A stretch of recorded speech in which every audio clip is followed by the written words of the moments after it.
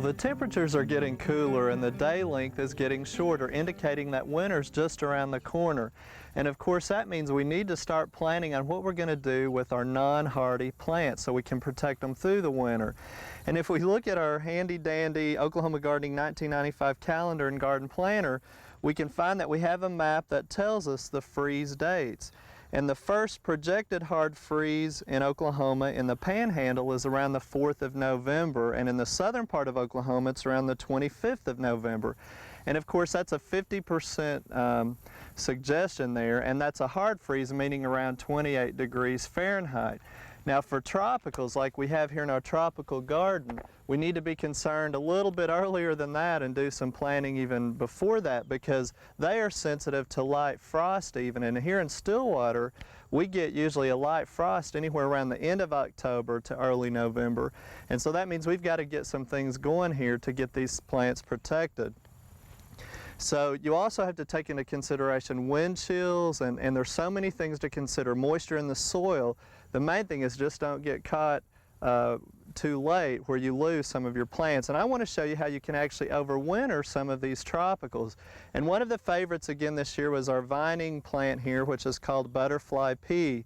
Now it would be real tough to probably get this to propagate from cuttings, but as we told you before, they make seed pods. So what we're going to do, since we didn't have any other peas here that they could cross with and it's not really a hybrid, we're going to show you how to collect the seed pods. And we put the transplants in the ground, and of course it's growing up the trellis, so that means the pea pods on the bottom are the most mature. So we would go in and find the ones that are plump and harvest those.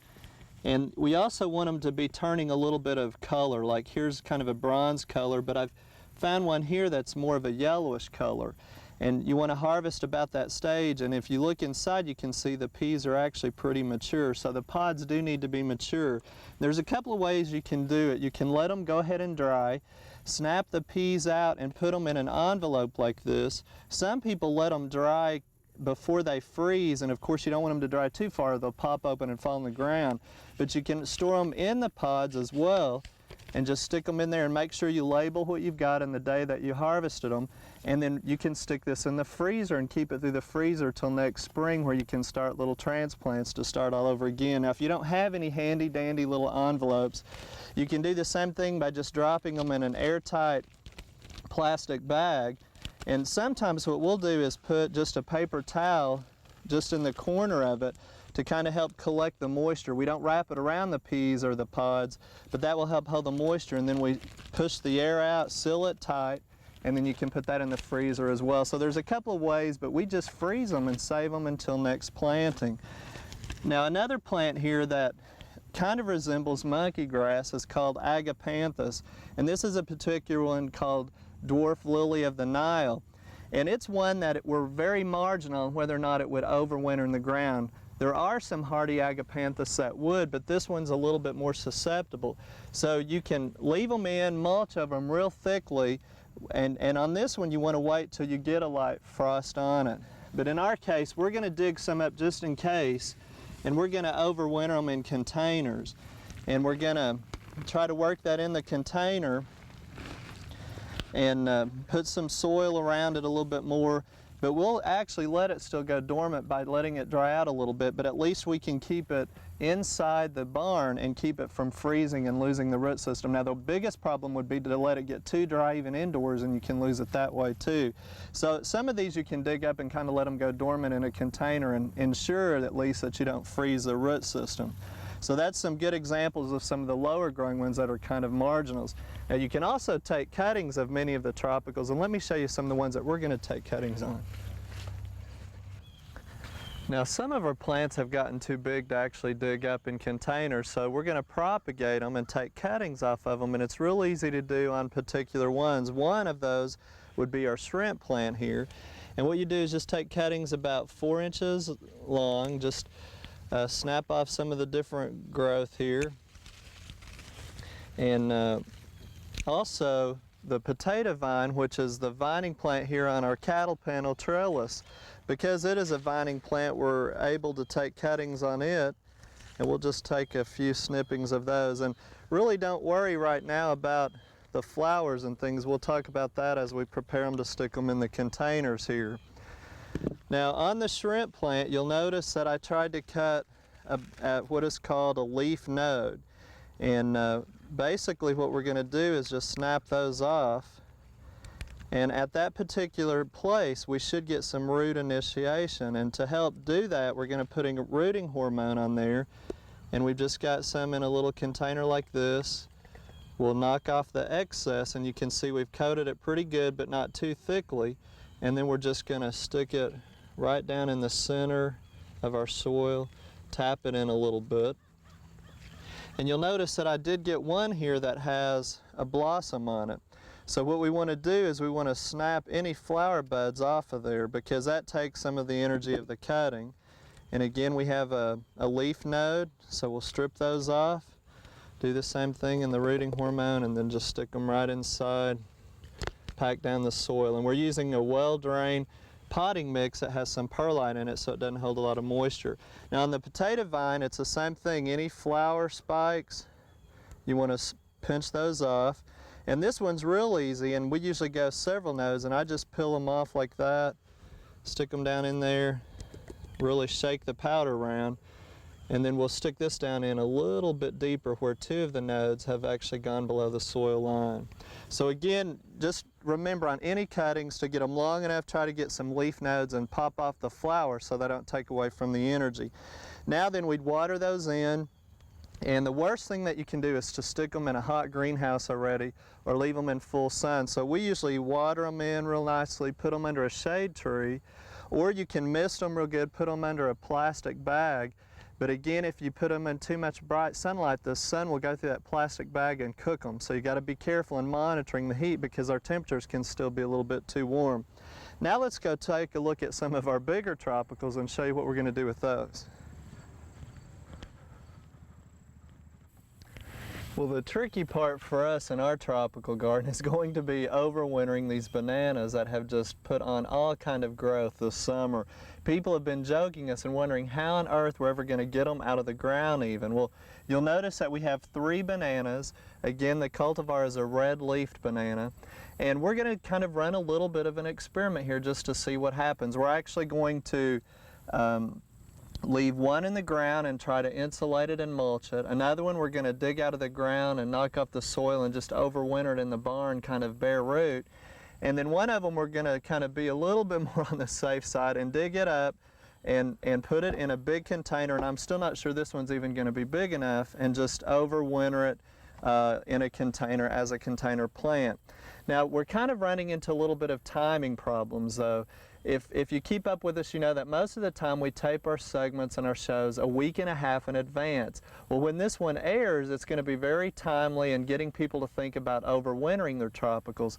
But by the time that we were taping it, the temperatures are still a little warm, and so we don't really want to do those things to ours yet. We want to get a little bit closer to the colder weather because we might lose them in the heat earlier on. So I'm going to simulate how we're going to do that here in just a little bit and show you on some smaller ones. But again, we're going to put one in the container, and really most people do overwinter the majority of their tropicals with container-like plants. And for us, of course, we have bougainvillea and ginger lilies and hibiscus and alamanda, and here we have a Japanese maple. All of these things we're going to overwinter in containers. Now, some of you, you're fortunate enough to have a hobby greenhouse where you can just stick them right in the greenhouse and not have to worry about them much. But those of you putting them in a bright, sunny room, let me give you some pointers. First of all, several weeks before you take them indoors, cut back on the fertilizer if you're going in the greenhouse. Now, if you're going indoors, just stop fertilizing it altogether. Also, put the plants under a shade tree because they're going to get less light indoors, and so you want to go ahead and get them acclimated to that before you just take them from bright sun to indoors, because you're going to get them to defoliate. And of course, check them over real good for insect problems, because you don't want to take any insects indoors or into the greenhouse. You'll have problems all winter long. So check them and take care of those insect problems to start off with. So you have a lot to do with container plants before you ever take them indoors.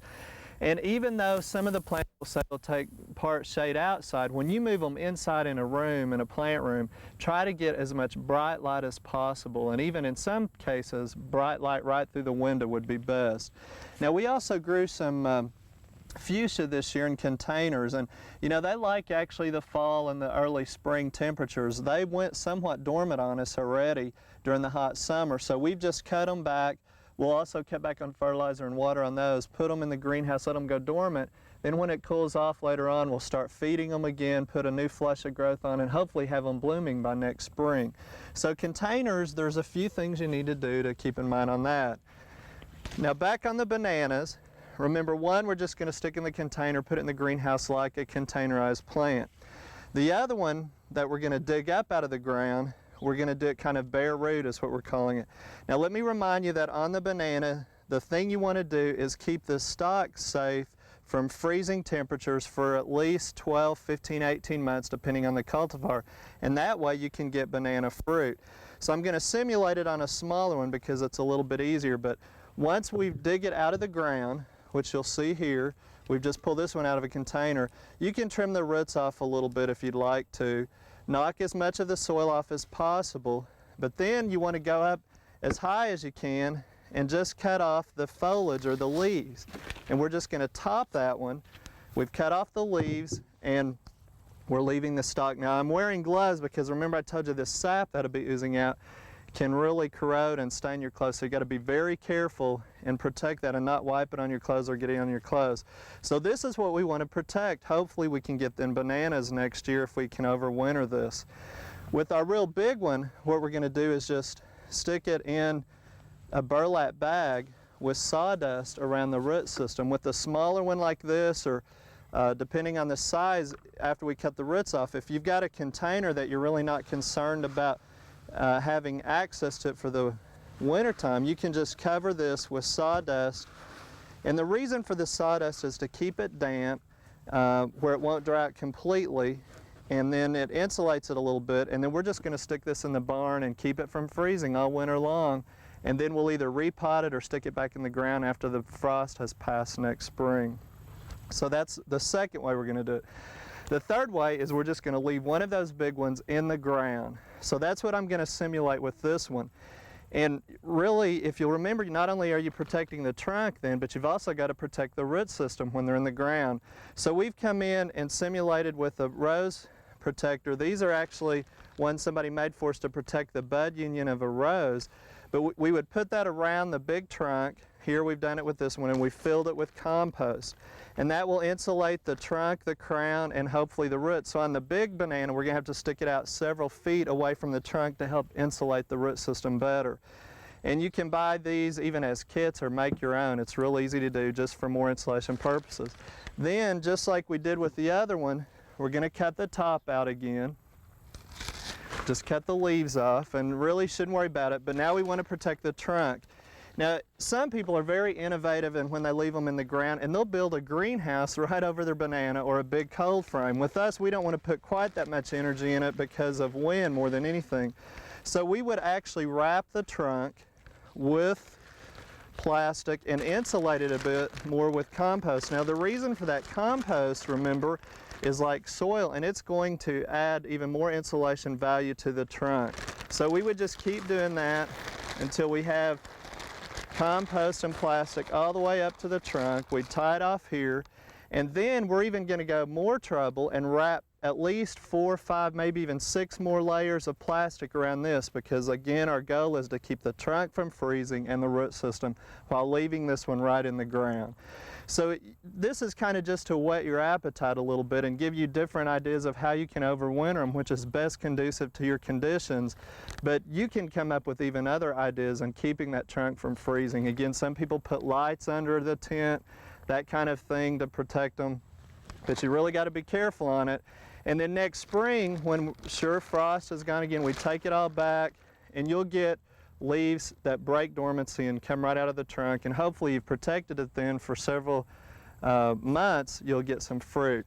Now, of course, we've just demonstrated with the smaller ones. We have one of our others, a Bryna types here, that's in a container, and we're just going to overwinter this one right inside the greenhouse.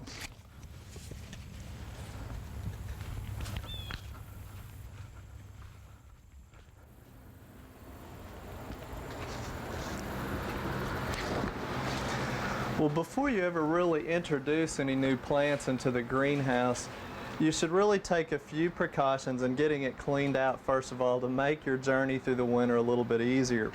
Now, of course, for us, we put over our greenhouse a shade cloth during the summer, trying to cut down the heat a little bit and the light intensity so we can start transplants in the fall and do a few things like that. And this year we tried a new one that's called Illuminet, and you can see that it supposedly will help reflect the sun and also shade it like a dark black shade cloth that we use from time to time, and it's from a company called Green Tech. And Alan found some of these little grippers at a local hardware store that he attached on them to help hold it on the greenhouse. And it does shade it a little bit, but gosh, the intensity of the heat was still so bad that we pretty much don't grow anything during the summertime. But it's a nice option and did work pretty well as far as reflecting the sunlight.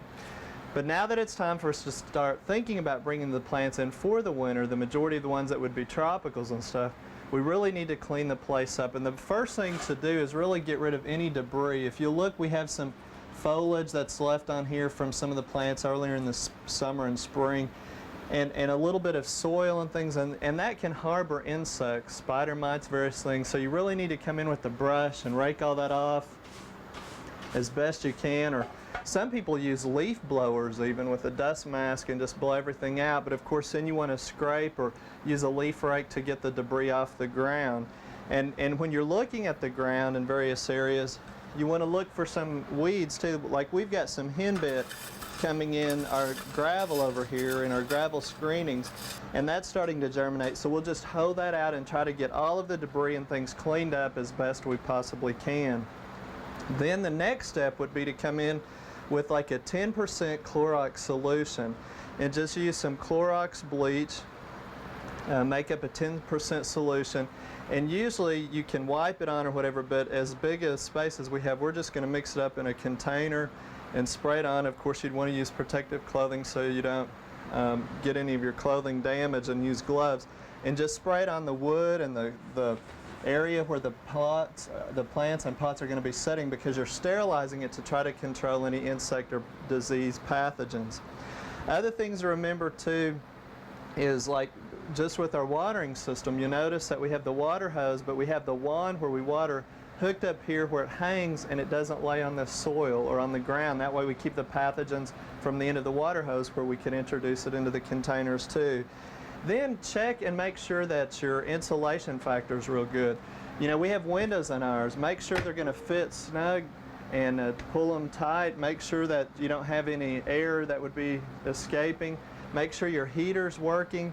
And then, like we mentioned in the previous segment, make sure that when you're bringing the plants in that there are no insects on them whatsoever, because once you introduce them, you're going to have a problem.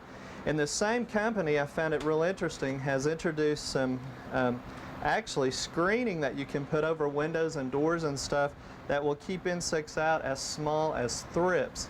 And that's wonderful, because that way you can keep them from coming in, especially during the growing season. But there's nice options out there. Also, one thing that I would encourage you to do is use sticky traps. This is one that you can commercially buy and just peel it off, and it's yellow, which attracts the insects, and that will help you monitor the insects during the wintertime. It doesn't really control them that well, but at least you know you're getting some of the problems. Or you can make your own by just using yellow cards or yellow pie plates, spraying it with tanglefoot, and again attracting them and monitoring those pests so you can keep it under control. Also, once the heater's going and everything, we found that using a fan, and we just have a box fan up here that's going, during the summertime it helps circulate the air and cool it off a little bit, but even in the wintertime we use it because it circulates the heat. We get more energy efficiency that way. It circulates the air, so we get air movement, less disease problems on the plants, and also sometimes insects, we've heard, will fly through there and get sucked through, and it will kind of help control them too. Now again, it's not going to control all of them, but it might help manage them. So think about some of the things that you need to do. If you're fortunate enough to have a hobby greenhouse, get out there and get those things taken care of. And a lot of the same things will still apply as well to your indoor plant room. Just make sure it's clean, ready to go to take on these plants, because again, winter is just around the corner.